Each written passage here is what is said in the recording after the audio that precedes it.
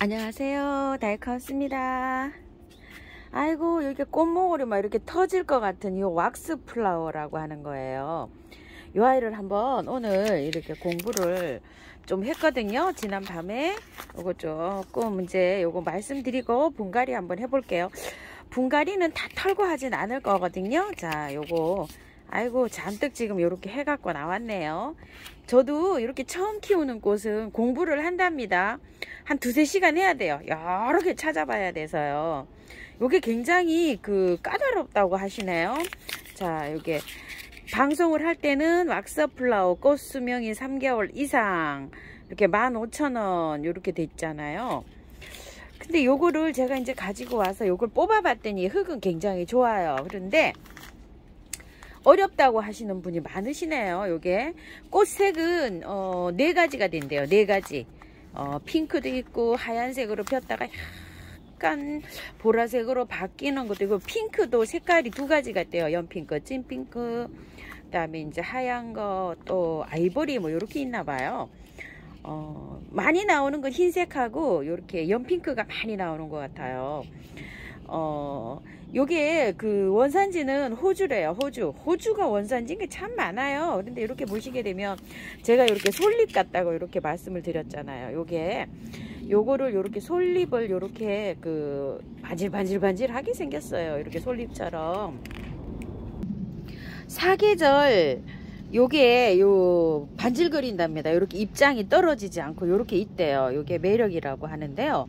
그리고 또 요걸 요렇게 만지면 여기 입에 유선이 있어 가지고 만지면은 아로마 향이 난대요. 그런데 요걸 에센셜 오일 있죠. 그거를 추출하는 요거 나무인 것 같아요. 그렇게 된다고, 추출한다고 이렇게 돼 있는데, 저는 요렇게 맡아봐야 별 냄새를 모르겠어요. 그래서 아로마 향이 난다고 하시는 분도 계시고, 바나나 향이 난다고 하시는 분도 계시고, 자스민 향이나 레몬 향이 난다고 하시는 분도 계세요. 근데 여기 꽃이 피면 약간 냄새가 난다고 합니다. 이렇게 생긴 건데, 우리나라에서는 요거를 솔매라고도 한대요. 이게 소나무 요렇게 입장처럼 요렇게 생겨가지고 솔자하고 매화꽃을 닮았다 그래서 요렇게 솔매라고도 하는데, 주로 왁스 플라워라고 이렇게 참기름처럼 이파리가 이렇게 기름이 잘잘잘잘 흐르고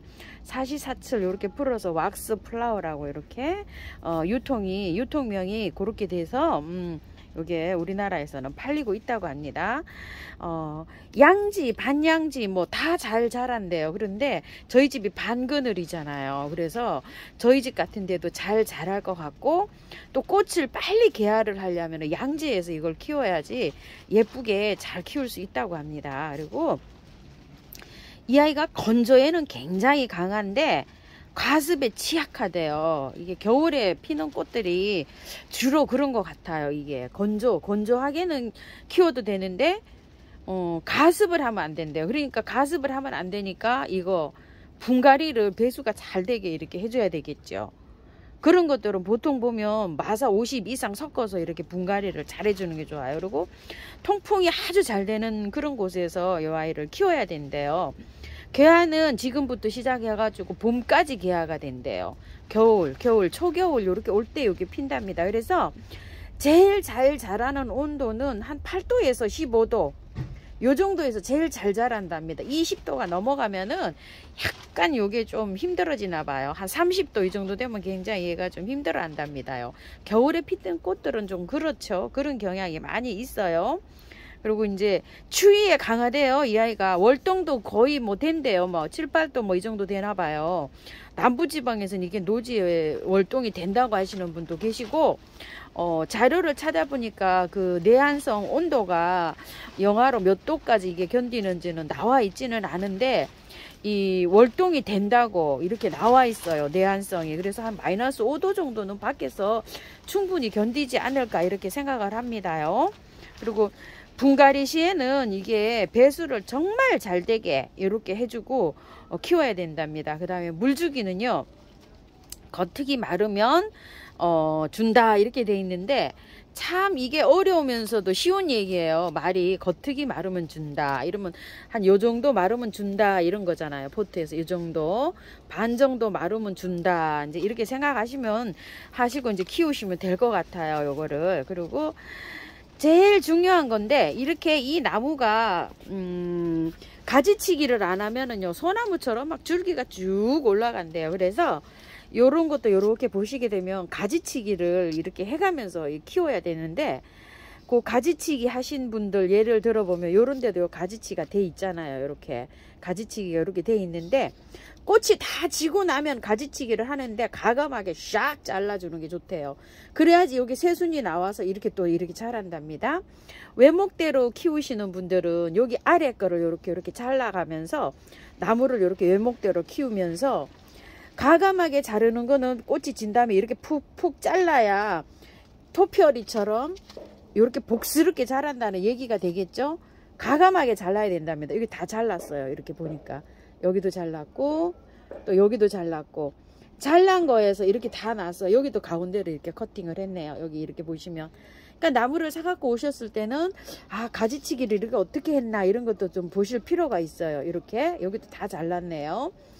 요렇게 해서 키우시면 이게 만약에 이제 꽃이 지고 나서 이걸 자르잖아요. 자르고 나면 이 아이가 이게 이제 새순이 나오잖아요. 그럼 이게 새순에서 그 해에 자란 새 가지에서 이렇게 꽃이 많이 이렇게 온대요. 그래서 꽃 지고 난 다음에 이렇게 가지치기 하시는 거 요거 잊지 마시고요. 영양제는 그렇게 많이 필요하진 않대요. 이 아이가. 그런데 이런 상태에서는 영양제가 필요해요. 요럴 때 영양제 주셔야 돼요. 꽃이 이렇게 개화를 할 때 있죠. 그때 영양이 제일 많이 필요하답니다. 요럴 때는 이제 영양제를 위에다 뿌려 놓기도 하지만 물에 액비에 녹여서 하는 게 가장 빠르겠죠. 그 다음에 이제 번식은 꺾꽂이 가지치기를 하잖아요. 그걸 꺾꽂이를 하면 되는데 그 꺾꽂이가 조금 좀 쉬우면서도 좀 어렵답니다. 꺾꽂이 해놓은 거를 이렇게 훑은 다음에 한 2~3시간 물을 올린 다음에 삽목을 하셔야지 된대요. 물 올림을 잘 해서 바로 꺾꽂이 하지 말고요. 자, 요게 이 절화로 많이 팔린답니다. 이렇게 잘라가지고 요 절화를 많이 팔리는데 요게 화관 있죠. 부케로도 쓰이고 요게 요 꽃이 이렇게 예뻐서 그런가 요 부케에도 이렇게 꽂아서 있고 화관으로도 꽂고 뭐 이건 많이 한답니다. 절화로 많이 팔린대요 이게.